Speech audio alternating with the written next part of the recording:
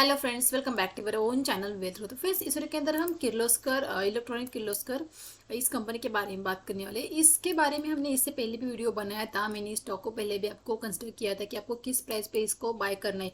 देखिए, स्टॉक को सही प्राइस पे बाय करना भी आना चाहिए। गलत प्राइस पे अगर आप बाय करोगे तो उस स्टॉक में फंसने के चांसेस आपको यहाँ पे देखने को मिलते हैं। तो किर्लोस्कर इलेक्ट्रॉनिक लिमिटेड, तो ये कंपनी करती क्या है? तो ये कंपनी इलेक्ट्रॉनिक इक्विपमेंट्स बनाती है, जैसे कि AC motor, DC motor, AC generator. तो इस तरह के इक्विपमेंट कंपनी बनाती है। तो अगर हम देखिए इस प्रेजेंट स्टॉक में एक अच्छा खासा ब्रेकआउट हमें नजर आ रहा है। तो क्विकली हम एक बार फंडामेंटल के ऊपर फिर से एक बार नजर डाल लेते हैं कि किस तरह से हमें देखने को मिल रही है। अगर यहाँ पे देखते हैं तो देखिए प्रेजेंट स्टॉक 106 के आसपास ट्रेड कर रहा है। आज हमें 1% की तेजी यहाँ पे देखने को मिल रही है। अगर स्टॉक की 1 मंथ की बात करें तो 1 मंथ के अंदर स्टॉक ने 54% की शानदार रिटर्न हमें यहाँ पे दिखाई। अगर हम 1 ईयर की बात करें तो 1 ईयर के अंदर स्टॉक ने 300 337% की बहुत ही शानदार रिटर्न स्टॉक ने यहाँ पे दिखाए हैं।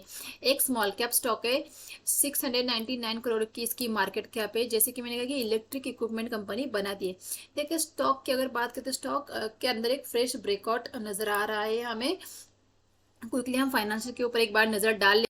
फाइनेंशियल की अगर बात करें तो यहाँ पे टोटल रेवेन्यू के अंदर हमें यहाँ पे 2 साल से इस साल में बढ़ता हुआ नजर आ रहा है। अगर ईबिटा की बात करें तो ईबिटा भी यहाँ पे 2021 के अंदर यहाँ पे माइनस में दिख रहा था, और 2022 और यहाँ पे प्लस में अच्छा खासा दिखा रहा है। इसके अलावा अगर नेट इनकम की बात करें, नेट इनकम भी अगर यहाँ पे देख सकते हैं 21 के अंदर यहाँ पे माइनस में दिखा रहा था, और 22 के अंदर यहाँ पे प्लस में आता हुआ दिख रहा है। बहुत शानदार यहाँ पे ग्रोथ कंपनी ने दिखाई है। तो इस स्टॉक के अंदर कोई भी रेड फ्लैग हमें यहाँ पे नहीं देखने को मिल रहा है।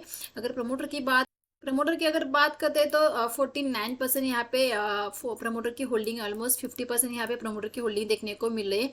डीआईएस की 1.64% और यहाँ पे एफआईएस की 4.30%। मतलब मार्च के अंदर एफआईएस ने अपनी होल्डिंग को यहाँ पे इंक्रीज किया है। इसके अलावा रिटेलर की 44.55% की रिटेलर की होल्डिंग देखने को मिल रही है, क्योंकि देखिए इसकी प्राइस 100 से भी नीचे चल रही थी। तो इसके चलते बहुत सारे रिटेलर्स के पोर्टफोलियो के अंदर ये स्टॉक आपको देखने को मिल सकता है। स्मॉल कैप स्टॉक है, तो इसके वजह से इसकी प्राइस भी हमें देख सकते हैं 100 के आसपास यहाँ पे ट्रेड करता हुआ नजर आ रहा है। चार्ट भी काफ़ी स्ट्रांग लग रहा है। तो क्विकली हम चार्ट के ऊपर जाते हैं कि चार्ट पे किस प्राइस पे हमें इसे बाय करना था। तो इस स्टॉक को अगर यहाँ पे देखते थे प्रेजेंटली, यहाँ पे जैसे यहाँ पे एक रजिस्टेंस था, तो स्टॉक ने ब्रेकआउट होने के बाद फिर से स्टॉक इसके अंदर आया, फिर से स्टॉक ने एक अच्छा खासा पुल बैक दिखाया है। अगर यहाँ पे देते, जब ये कैंडल यहाँ पे बनी थी तो हमने क्या कहा था, यहाँ पे डबल स्टॉप लग सकता है। तो इसके ऊपर आप फ्रेश बाई कर सकते हैं, या तो आपको 60 या 50 के रेंज में अगर स्टॉक आ जाता है तो वहाँ पे बाइंग करनी है। अगर यहाँ पे अगर देखेंगे तो 60 के आसपास स्टॉक ने बहुत टाइम बिताया, यहाँ पे टाइम बिताया, फिर यहाँ पे ऊपर गया था, फिर यहाँ से फिर इसी लेवल के आसपास स्टॉक यहाँ पे कामकाज कर रहा था। स्टॉक ने एक रेंज बनाई थी, यहाँ पे देख सकते, यहाँ पे स्टॉक ने एक रेंज बनाई थी। स्टॉक ने 60 के लेवल के आसपास स्टॉक ने रेंज बनाने के बाद फिर से ऊपर स्टॉक निकला है। अगर आपने 60 के आसपास अगर स्टॉक को अक्यूमुलेट किया होगा तो डेफिनेटली अच्छा खासा प्रॉफिट आपको देखने को मिलेगा। अगर आप इस ब्रेकआउट के आसपास भी निकले होगे फिर भी आपको अच्छा खासा यहाँ पे प्रॉफिट देखने को मिला होगा। अब देखिए, जो लोग ने यहाँ पे मिस किया है, मतलब नहीं हो 60 के आसपास नहीं ले पाए, जो बॉटम के आसपास नहीं ले पाए स्टॉक को, तो उन्होंने ब्रेकआउट के ऊपर यहाँ पे हुआ है, तो इस ब्रेकआउट के बेसिस पे स्टॉक को बाय कर सकते हैं। 90 के ऊपर जब तक रहेगा स्टॉक हमें अच्छा ही रहेगा। 90 के ऊपर जब तक स्टॉक दिखेगा, ऊपर के लेवल हमें देखने को मिल सकते हैं। तो देखिए, फिलहाल इस स्टॉक में तुरंत बाय मत कीजिए। कोई डिप आ जाता है जो 90 या इस स्विंग तक का कोई डिप अगर हमें आ जाता है 80-90 के आसपास, तो हम स्टॉक को फिर से यहाँ पे फ्रेश बाय कर सकते हैं। लेकिन जिन्होंने यहाँ पे जो बाय करके रखा है और अभी होल्ड किए, वो डेफिनेटली 90 के एसएल से इस स्टॉक में बने रह सकते हैं। 90 के नीचे ट्रेड करने लगे, 80 के नीचे इस स्विंग का एसएल आप रख सकते हैं। जिन्होंने नीचे से बाय किया है वो लोग इस स्विंग का एसएल रख सकते हैं। जो रिट्रेसमेंट आई थी उसका एसएल रख के आप यह स्टॉक में बने रह सकते हैं। मतलब 90 से 80 के बीच में आपका एसएल रह सकता है। और जो लोग फ्रेश बाय कर सकते हैं, डेफिनेटली एक डिप का वेट कीजिए। 90 तक अगर डिप आ जाता है तो यहाँ पे आप बाय कर सकते हैं। फिलहाल इस स्टॉक में बाय मत कीजिए।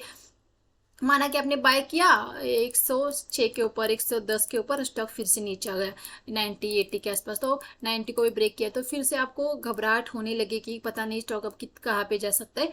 तो देखिए, आपको ना आपने वेट करना है अपने प्राइस का। अगर अपनी प्राइस आ जाती है तभी स्टॉक को बाय करना है, दौड़ के भाग के उसके पीछे लग के बिल्कुल भी स्टॉक को नहीं बाय करना है। अगर हमारे लेवल के आसपास आएगा तब हम स्टॉक को बाय करेंगे, अदरवाइज हम अवॉइड करेंगे। अवॉइड करना भी सीखना चाहिए। मार्केट के अंदर हर वक्त किसी भी स्टॉक के अंदर बस तेज़ी देख के नहीं कूदना है। अगर वो उस स्टॉक की अगर हमें सही प्राइस नहीं मिल रही है तो उस स्टॉक को हमें अवॉइड करना भी आना चाहिए। तो देखिए फिलहाल इस स्टॉक को मैं अवॉइड करूंगी। अगर मुझे 90-80 के आसपास डिप मिलता है डेफिनेटली हम यहाँ पे स्टॉक को फिर से एक्यूमुलेट कर सकते हैं या फ्रेश बाइंग भी कर सकते हैं। इसके अंदर हमें और भी तेज़ी देखने को मिल सकती है। अगर चार्ट को देते स्टॉक चार्ट के अंदर काफ़ी स्ट्रॉन्ग पैटर्न देखने को मिल रहा है। देखिए यहाँ पे स्टॉक ने टाइम बिताया फिर ऊपर गया, फिर स्टॉक ने टाइम बिताया फिर ऊपर गया, फिर यहाँ पे स्टॉक ने बड़ी रेंज बनाई, फिर मतलब ये स्टॉक का पैटर्न है। तो यहाँ पे स्टॉक फिर से टाइम बिता सकता है और फिर से स्टॉक इसके ऊपर निकल सकता है। तो स्टॉक के ऊपर नज़र रखिए किस तरह से स्टॉक के अंदर मोमेंटम आ जाता है। अगर कोई रिट्रेसमेंट आ जाती है 90-80 के आसपास तो डेफिनेटली हम स्टॉक को एक्यूमुलेट कर सकते हैं। तो आई होप फ्रेंड्स आपको वीडियो अच्छा लगा। वीडियो को लाइक कीजिए, चैनल को अभी तक नहीं सब्सक्राइब किया तो चैनल को सब्सक्राइब कीजिए। Thank you.